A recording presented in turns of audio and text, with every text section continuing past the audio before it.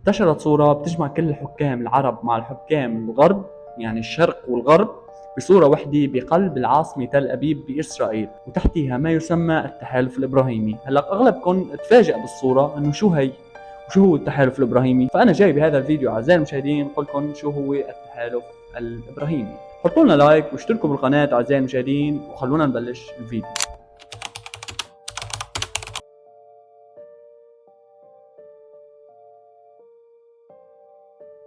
هلا عندنا بالصورة بالنص جاي دونالد ترامب اللي هو مؤسس هي الفكرة على أساس، وبجنبه جاي نتنياهو وأحمد شرع ومحمد بن سلمان وعبد الله الملك والحكام العرب بشكل عام. مكتوب على الصورة The Ibrahim Alliance It's time for a Middle East، وترجمتها إنه التحالف الإبراهيمي لبداية شرق أوسط جديد. وبأسفل الصورة موجود رابط بيحكي بكل جرأة أنه إسرائيل نهضت كطائر الفينيق ونفضت غبار الحرب عنها بعد مواجهتها لسبع جبهات، كلنا بنعرفهم منهم السبع جبهات. وبدأت التحالف الإبراهيمي الذي يهدف إلى ضم جميع الدول لمواجهة إيران. أنتم فاهمين علي صح؟ والتحالف الإبراهيمي هذا يهدف إلى تشكيل لجنة لمواجهة إيران، يعني كل العرب ضد إيران حتى إسرائيل.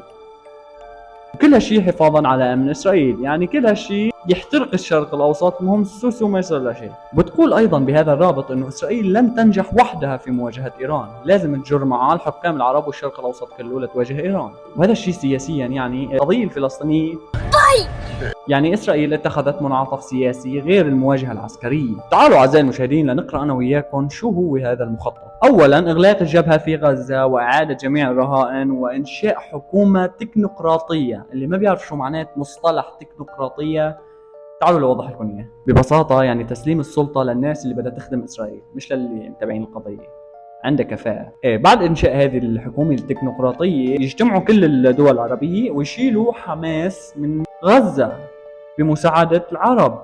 لازم تستوعبوا شو بقولكم. 2. تنفيذ وتطبيق التسوية بالجنوب اللبناني وتعزيز الجيش اللبناني، يعني حزب الله. واما عن 3 يا عزيزي المشاهد، هو بعد سقوط نظام بشار الاسد تسخير القوى الاقليميه، تحقيق الامن والاستقرار بسوريا وتحويله لمنطقه عازله على المحور الايراني. بتعرف شو يعني يا عزيزي المشاهد؟ يعني النظام السوري اللي حاليا موجود اللي هو بقياده الرئيس احمد شرع محطوط من قبل اسرائيل وامريكا ليحمي اسرائيل من ايران، بيمنع توسع النفوذ الايراني بسوريا. عرفت ليش سوريا بتكره ايران؟ ليش اسرائيل خلتهم يكرهوهم؟ لقدام ما ننسى انه بيحسبوا كل 100 سنه لقدام. و4 هي ركزوا لي عليها، العوده الى مسار سريع للتطبيع مع السعوديه وتوسيع دائره اتفاقيه ابراهيم. ولاختصر لك اياها يعني تهميش القضيه الفلسطينيه، انه اكبر دوله واقوى دوله واغنى دوله عربيه اعترفت كداعم اول لاسرائيل، واعاده تشكيل الشرق الاوسط بقياده اسرائيل. وخامسا تفعيل خطه الحصار على ايران. هي شروط اتفاقيه ابراهام، مش عم بجيب لكم هالبحكي من عمو الدكنجي. منعا باتا الأسلحة النووية لإيران، هاي ما بدها شرح واضحة. وسادسا يا عزيزي المشاهد، إعلان إسرائيل عن مسار تدريجي وآمن للانفصال عن الفلسطينيين خلال عقد من الزمن كجزء من التسوية الإقليمية الشاملة. تعال أختصر لك إياها لأنك أنا متأكد أنك ما فهمت شيء. المقصود تفكيك القضية الفلسطينية ضمن صفقة إقليمية، يعني يفصلوا القضية الفلسطينية شوي شوي بهدف تسوية، تأجيل ما يسمى الحل الدولتين اللي هو إنشاء دولة فلسطينية إلى حد لا يسمى، يعني إلى أجل لا يسمى.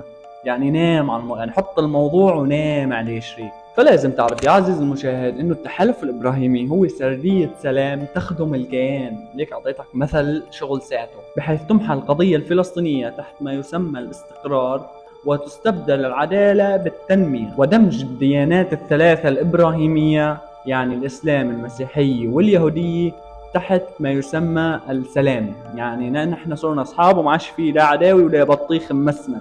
مين عدوك؟ ما عندي عدو، العدو الوحيد اللي بحارب إسرائيل. يعني تخيل عزيزي المشاهد بكرة أي شيء بصير على إسرائيل أنت من هدفك أنك توقف مع إسرائيل. هذا هو التحالف الإبراهيمي. مبروك عزيزي المشاهد، صرت تعرف شو هو التحالف الإبراهيمي.